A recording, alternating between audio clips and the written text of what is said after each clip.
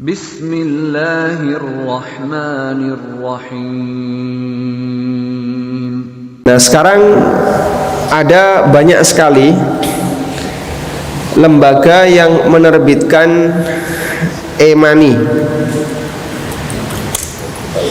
uang elektronik. Ada yang bentuknya e-tol, ada yang diterbitkan oleh perusahaan yang lebih kecil, misalnya GoPay, OVO, termasuk yang diterbitkan oleh merchant yang lainnya, ada T-Cell, XL Tunai, dan seterusnya. Ini alarm apa? Tolok. Baik, belum boleh salat ya. Tunggu 15 menit.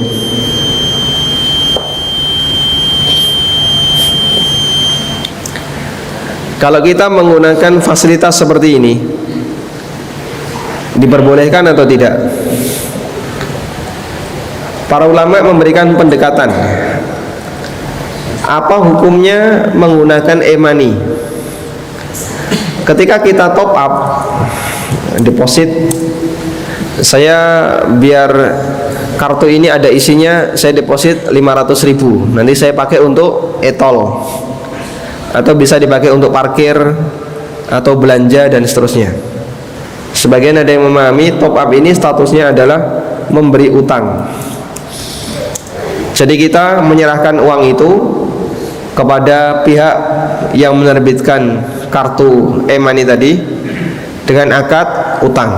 Saya utangi dulu kamu 500.000. Uang itu boleh dimanfaatkan oleh penerbit e-money. Karena akadnya utang, berarti jika penerbit ini memberikan diskon untuk layanan yang menggunakan jasa e-money, berarti kita mendapatkan manfaat dari transaksi utang. Misalnya ya, belanja di toko A, bayar pakai T-Cell gratis, apa misalnya donat satu porsi atau sak kotak. Ini boleh atau tidak? Kalau pakai pendekatan ini adalah akad utang, berarti Anda mendapatkan manfaat dari transaksi utang piutang. Karena kita ngutangi pihak penyelenggara yang menerbitkan kartu tadi, kemudian kita ketika nagih mengambil utang itu ternyata dikasih hadiah. Maka jawabannya seperti ini. Jadi hadiah karena utang ada 3. Yang pertama, hadiah sebelum utang lunas. Ini dilarang ya. Sebagaimana fatwa yang pernah disampaikan oleh Ibnu Umar dan Ibnu Abbas, ada orang yang memberikan hadiah kepada orang yang memberikan utang. Kemudian kata Ibnu Umar, ruddah ilai hadiyatah au ihsibhalahu. Pilihannya adalah hadiah itu ditolak atau hadiah itu dihitung sebagai bagian dari pelunasan utang. Sehingga kalau utangnya 1 juta, hadiah yang diserahkan 100.000, berarti utangnya tinggal 900. Yang 100 kemana?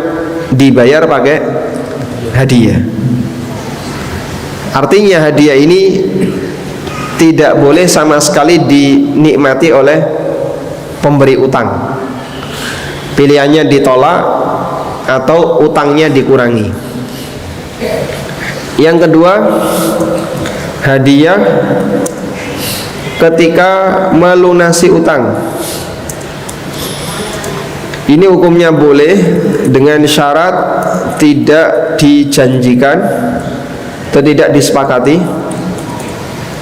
dan tidak diminta, sehingga bukan atas permintaan pemberi utang, juga tidak ada kesepakatan di awal, tapi inisiatif penerima utang ini diperbolehkan. Yang ketiga, hadiah setelah utang lunas. Kalau setelah utang lunas nggak ada batasan. Anda melunasi utang hari ini, hadiahnya dikasihkan Ramadan besok, tidak masalah, diperbolehkan. Ini beberapa batasan tentang hadiah karena transaksi utang. Nah, kalau kita menggunakan e-money, berarti di situ memberikan hadiah sebelum utang lunas. Jazakumullah khairan. Apa hukumnya? Ya ini tidak boleh, dilarang. Maka bonus itu tidak boleh diterima. Wallahu a'lam. Ini salah satu contoh pendekatan yang diberikan oleh ulama.